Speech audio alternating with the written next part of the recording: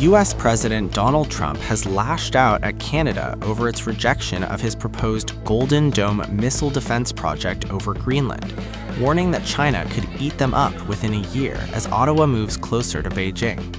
Posting on Truth Social, Trump said Canada opposed the Golden Dome despite it offering protection to Canadian territory.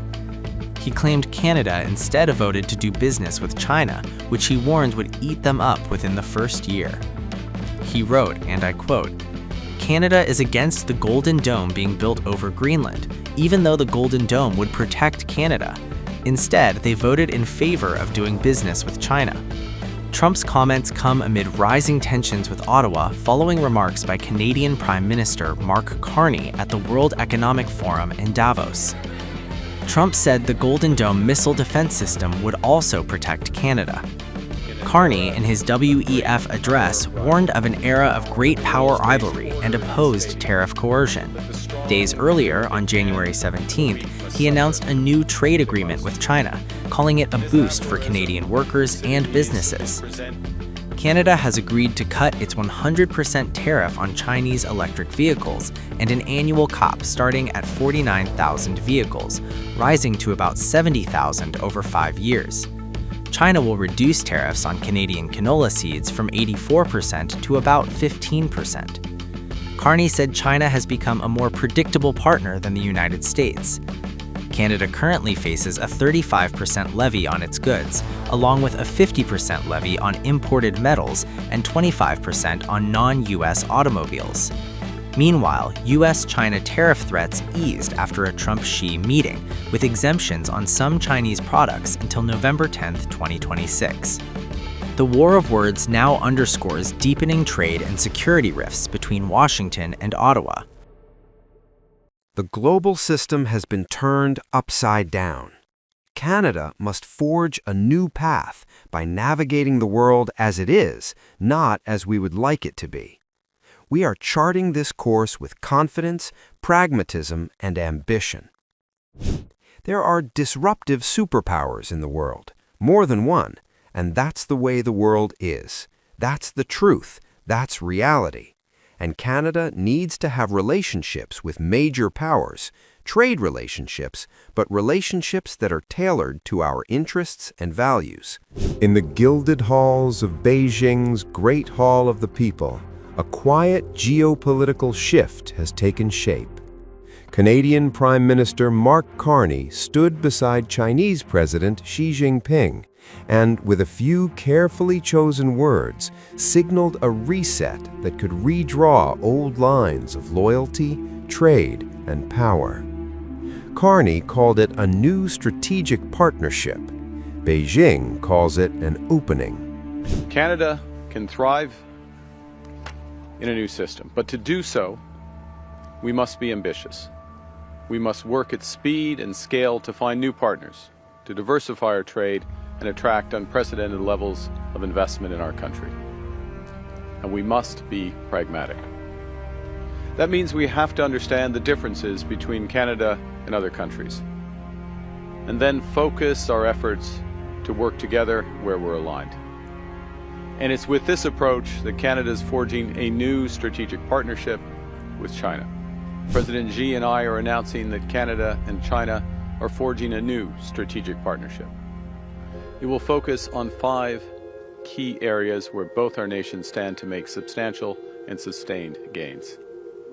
The first is in clean energy and climate competitiveness, areas where Canada and China have immense strengths and complementary strengths.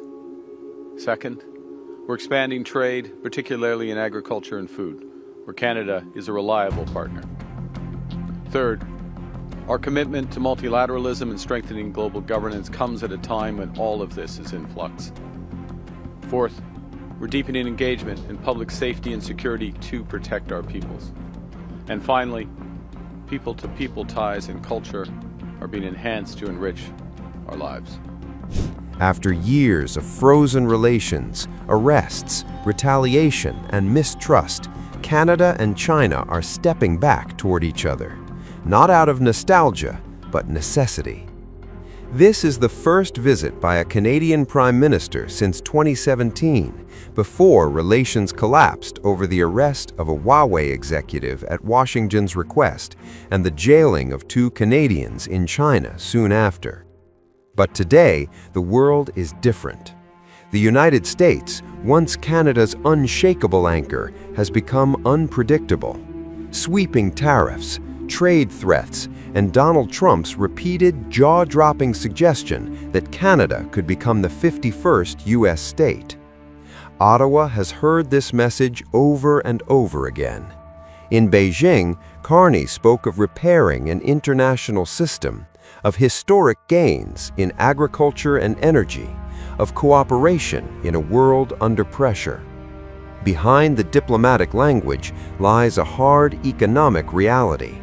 Canada will ease restrictions on Chinese electric vehicles, allowing nearly 50,000 EVs into its market. In return, China is expected to slash crushing tariffs on Canadian canola, a crop worth $4 billion and vital to farmers who've watched their second-largest market vanish overnight. Lobsters, peas, agricultural lifelines are now reopening. I'm very happy to be meeting you again. Last October, we met in Jiangsu, South Korea, and our discussions were very productive, truly opening a new and positive chapter for China-Canada relations. This is your first visit to China since becoming Prime Minister. The healthy and stable development of China-Canada relations serves the common interests of our 2 countries and benefits world peace, stability, development, and prosperity. I am fully prepared to continue our collaborative efforts with you, upholding a profound and unwavering sense of responsibility towards history, our respective peoples, and the broader global community to propel China-Canada relations onto a trajectory of healthy, stable, and sustainable development, thereby bringing greater prosperity and mutual benefit to the people of both our nations. Thank you, President Xi, for your hospitality, for the warm welcome that's been extended to this delegation, and for the opportunity that our partnership brings to both our peoples, and I would suggest as well to the world. Mr. President, together we can build on the best of what this relationship has been in the past to create a new one, adapted to new global realities that will deliver stability, security, and prosperity to our peoples on both sides of the Pacific. For China, this moment is strategic. Beijing has long sought to weaken the unity of U.S. allies, to challenge a world order it believes is unfairly dominated by Washington and its partners. Xi calls for a new type of strategic partnership. The words are measured, the intent is not. And for Carney, the pivot is delicate, even risky. During the election, he named China as Canada's biggest security threat. Yet today, economics and geopolitics collide. This is not an alliance born of trust. It is a partnership forged by pressure. As Canada looks east, one thing is clear. The old certainties are gone, and a new global balancing act has just begun. Shortly after the elections, I spoke with Premier Lee. 2 months later, we met in New York. In October, I met with President Xi in South Korea. Through sustained, constructive, and pragmatic dialogue, particularly through visits by our ministers and caucus members to China, we are renewing this relationship so that it generates ambitious results for the people of both countries. China is the world leader in clean energy, producing over 75% of all electric vehicle batteries, over 80% of solar panels, and over 60% of the world's electricity. With a strengthened partnership in energy storage, as well as in energy production, we can cooperate to reduce emissions and stimulate massive new investments in clean energy technologies. In the coming weeks and months, we will launch a new ministerial dialogue to accelerate the implementation of our commitments regarding clean and conventional energy. Canada has an ambitious goal of increasing our exports to China by 50% by 2030.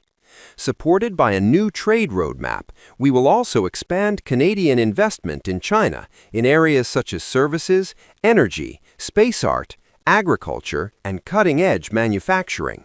We share several environmental objectives. Canada and China's leadership has allowed for the successful creation of a global framework for global economic biodiversity at COP15 in Montreal. That's why the third pillar of our strategic partnership has a renewed commitment to global governance. Furthermore, by collaborating, Canada and China can focus on the many areas of common interest, from climate competitiveness and finance to macroeconomic stability and multilateralism. The global system has been turned upside down. Canada must forge a new path by navigating the world as it is, not as we would like it to be. We are charting this course with confidence, pragmatism, and ambition. There are disruptive superpowers in the world, more than one, and that's the way the world is. That's the truth. That's reality. And Canada needs to have relationships with major powers, trade relationships, but relationships that are tailored to our interests and values. There are issues at stake for cooperation between Canada and China. There are challenges, but they are also clear. And therefore, yes, relations with China are more predictable now than other relationships for Canada. That's a lot of progress in agricultural products. We've made a lot of progress. We expect there to be more reduction in agricultural tariffs during the year.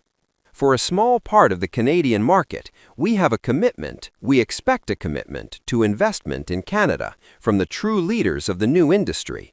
So this is an agreement that will create the future for our industry. Canada's position regarding Greenland is that the future of Greenland is a decision for Greenland, okay? First point. Second point, we are allies. We are allies in NATO, and Canada is firm and clear. We have obligations, commitments as a partner, as an ally in NATO regarding Greenland and Denmark, and we will honor our commitments, and we expect other NATO members to honor their commitments.